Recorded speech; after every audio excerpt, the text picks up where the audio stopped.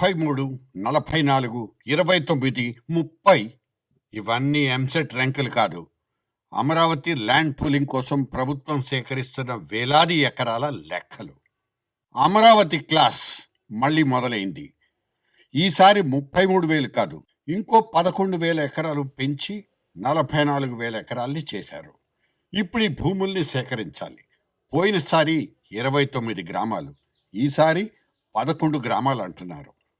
బెంగళూరుతో పాటు దేశంలో ఉన్న టాప్ 5 రియాలిటీ కంపెనీస్తో డిస్కషన్స్ కూడా షురూ అయిపోయాయన్నది నిన్నటి నుంచి విజయవాడ సర్కిల్స్లో వినిపిస్తున్న మాట. సర్కారీ బాబులు అప్పుడే పనిలోకి దిగిపోయారు. అప్పట్లో సేకరించిన 33,000 ఎకరాలు సరిపోవు. ఇప్పుడు రాబోయే వాళ్లకు అదే సంస్థలు, సర్వీసులు వగైరాలు పెట్టబోయే వాళ్ళు స్థలాలు అడుగుతారు. వాళ్లకు స్థలాలు ఇవ్వాలి.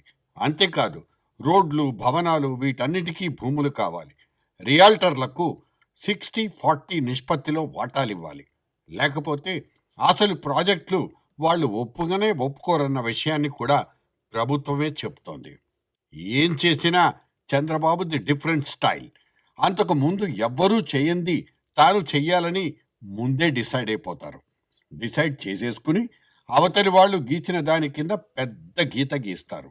పైగా ఆయన గీసిన గీత జస్ట్ పెద్దది మాత్రమే కాదు, అది కలర్ఫుల్గా కూడా ఉంటుంది. అంతేకాదు, ఒకవేళ అంతకు ముందు తానే ఒక గీత గీసుకున్నా ఈసారి మాత్రం మళ్ళీ తన పాత గీత కంటే అది చంద్రబాబు స్టైల్. కాలంతో పాటే కార్యాచరణలు కూడా మారతాయి. ఎగ్జిక్యూషన్, ఇంప్లిమెంటేషన్, అవే అర్బన్ ప్లానింగ్లు, డిజైనింగ్లు అన్నీ మారిపోతాయి కూడా. భోగాపురం ఎయిర్పోర్ట్ అమరావతి అంతర్జాతీయ విమానాశ్రయంగా మారిపోతుంది. రహదారులు రాజమార్గాలు అవుతాయి. వరల్డ్ క్లాస్లో కూర్చోవాలంటే ముందు ఎకరాల ఎక్కాలు నేర్చుకోవాలి. అమరావతి ఒక అందమైన కళ మాత్రమే కాదు, అద్భుతమైన ఆలోచనే. ఎవరు కాదన్నారు? అయితే మొదటి నుంచి ఆ ప్రాజెక్టుకు కావాల్సిన క్యాపిటల్ విషయంలోనే అనేక అనుమానాలు, అయోమయాలు ఉన్నాయి. ఒక అర్బన్ డెవలప్మెంట్ ప్రాజెక్టుకు, రాజధాని నిర్మాణానికి ఎంత భూమి కావాలి? అందుకు అనువైన ప్రదేశం ఏది? పెట్టుబడులు ఎక్కడి నుంచి వస్తాయన్న విషయాల్లో భిన్నాభిప్రాయాలు వ్యక్తమయ్యాయి. రైతులకు భూసేకరణ సమయంలో ఇచ్చిన వాగ్దానాలు, చేసిన హామీలు, అమలు విషయంలో జరిగిన జాప్యం ఎన్నో విమర్శలకు తావిచ్చింది. ఆ తర్వాత వాళ్ళు చేసిన ఆందోళనలు, అందుకు అండగా నిలబడ్డ చంద్రబాబు ఆధ్వర్యంలో జరిగిన యాత్రల్ని మర్చిపోతే ఎలా? ఆనాడు విజయవాడలో మహిళల నిరసనలో జరిగిన హింసకు జాతీయ మహిళా కమిషన్ వచ్చి చేసిన విచారణ ఏమైంది? ఎవరైనా కనీసం అడిగారా?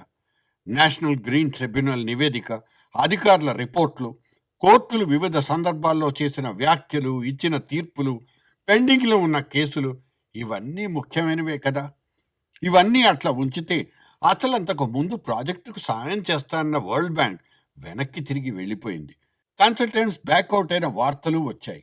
అదంతా అటుంచి రేపటి రోజున ప్రభుత్వం మళ్ళీ మారిపోతే అప్పుడు పరిస్థితి ఏంటి? మళ్ళీ భూములు ఇవ్వడానికి రైతులు సిద్ధంగా ఉన్నారా? ఇన్ని వందల ప్రశ్నలు ఎదురుగా వచ్చి నిట్టారుగా నిలబడతాయి. వాటికి సమాధానాలు కన్విన్సింగ్గా ఉండాలి.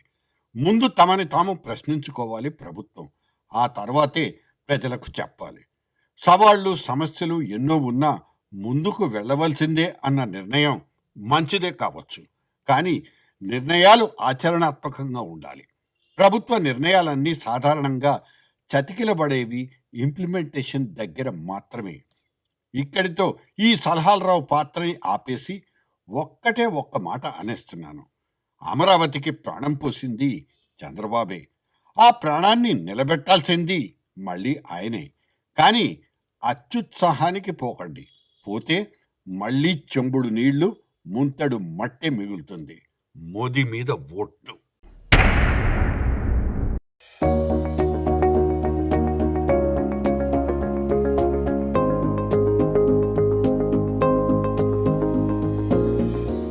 జర్నలిస్ట్ డైరీ ఛానల్ని సబ్స్క్రైబ్ చేయండి.